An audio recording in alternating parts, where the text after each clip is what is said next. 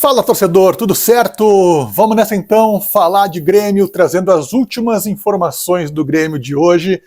E nós temos que falar sobre um assunto que é fora de campo, mas é um assunto que a gente precisa trazer e esclarecer alguns pontos, que é a última reunião do Conselho Deliberativo do Grêmio, que teve por um dos objetivos. Essa reunião acontece sempre, mas na última reunião, nesta última segunda-feira, o Grêmio trouxe, a gestão Alberto Guerra trouxe então a público o balanço financeiro do primeiro semestre.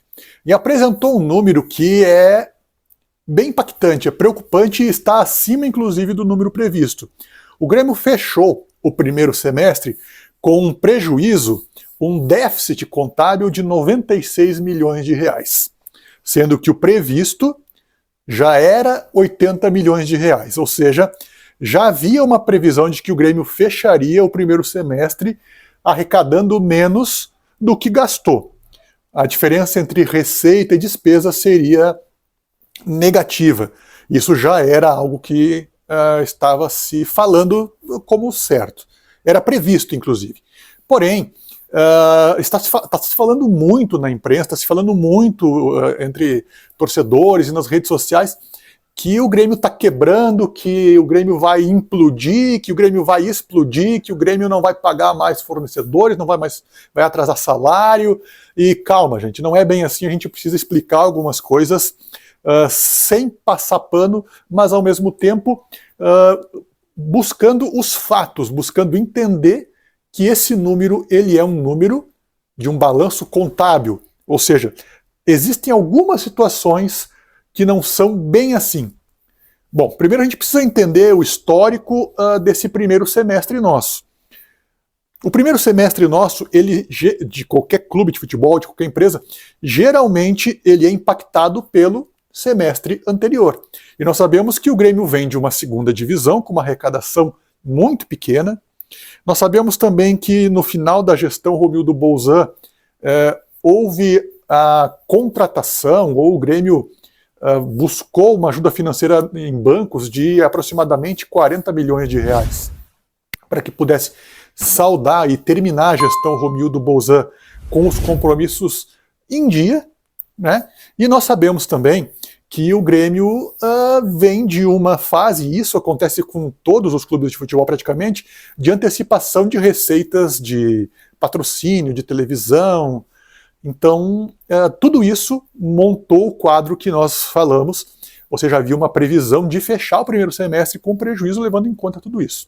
A gente precisa somar também algo que é muito importante, que o Grêmio fez um time novo. No primeiro semestre, o Grêmio contratou 14 ou 15 jogadores, eu não tenho o número certo aqui, mas nós sabemos que o Grêmio contratou muitos jogadores. Então, o que acontece? Tudo isso envolve investimento. O Grêmio ficou com uma folha inchada, conseguiu gradualmente ir diminuindo essa folha de pagamento, que ela chegou no ano passado a ser 15 milhões para um time de Série B, era muito. Além disso, o Grêmio também fez muitas rescisões de contrato, né, nesse período aí do final do ano, na gestão, né, na virada da gestão. O Grêmio teve, só para citar nomes assim, que Lucas Silva, Thiago Santos, Diogo Barbosa, tem um monte de jogador que saiu no ano passado também que acaba entrando nesse pacote. E muitas vezes o que aparece num relatório de contabilidade não é exatamente um prejuízo, mas tem que estar lá. Por exemplo, um exemplo que foi dado inclusive na reunião do Conselho é que, por exemplo, o Grêmio gastou $1 milhão, aliás, $1 milhão para contratar o Thiago Santos. E o Grêmio liberou o Thiago Santos para o Fluminense sem o Fluminense pagar nada, ou seja, no balanço financeiro aparece que o Grêmio gastou 1 milhão, mas não repôs esse 1 milhão. Mas a gente sabe que na prática não é bem assim. Então são várias situações fiscais, um pouco até chatas de comentar aqui, mas que compuseram esse número de 96 milhões. Bom, o que acontece agora? Independente de esse número ser grave ou não, e é um número importante, o Grêmio também teve algumas coisas e tem algumas situações de andamento que pode minimizar isso já para o segundo semestre. A previsão é que o Grêmio feche um segundo semestre muito melhor do que o primeiro. Por exemplo, o Grêmio teve uma participação na Copa do Brasil, chegando até a fases muito maiores do que se almejava lá no começo do ano. Se almejava não, mas do que se planejava ou talvez fosse a probabilidade no começo do ano. O Grêmio chegou a disputar até agora contra o Flamengo a Copa do Brasil e recebeu mais verba de televisão, em torno de 15 a 20 milhões a mais do que receberia na projeção inicial. O Grêmio também depende de vender jogadores. O Grêmio, por exemplo, ele vai ter que vender alguém nessa janela que está encerrando. Se o Grêmio não vender, o Grêmio começa a ficar com a corda no pescoço também no segundo semestre. Fala-se muito de Bitelo. O Bitelo, caso fosse vendido pelo valor que o Grêmio gostaria, receberia, então, nos cofres pelo menos 50 milhões de reais, o que já daria um grande alívio nessa situação financeira.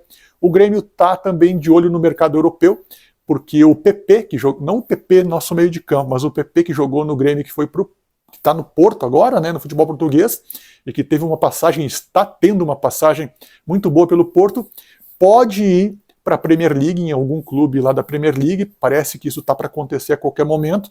Aí o Grêmio receberia mais ou menos 30 a 40 milhões de reais, porque o Grêmio, como clube formador, né, do PP, então tem esse direito. Além disso, o Grêmio também vai contar no balanço do segundo semestre o aumento de número de sócios. O Grêmio tem hoje cerca de 114 mil sócios, o Grêmio começou o ano com 56, esse número com certeza vai impactar, e o Grêmio tem um trabalho de marketing, um resultado de marketing muito melhor agora, porque, primeiro que o time estando melhor, a torcida apoia mais, compra mais produtos. O Grêmio teve o lançamento de uma camisa número 3, que é aquela camisa celeste, que foi a camisa que mais vendeu nos últimos tempos, deu um grande boom na receita do Grêmio, essa camisa.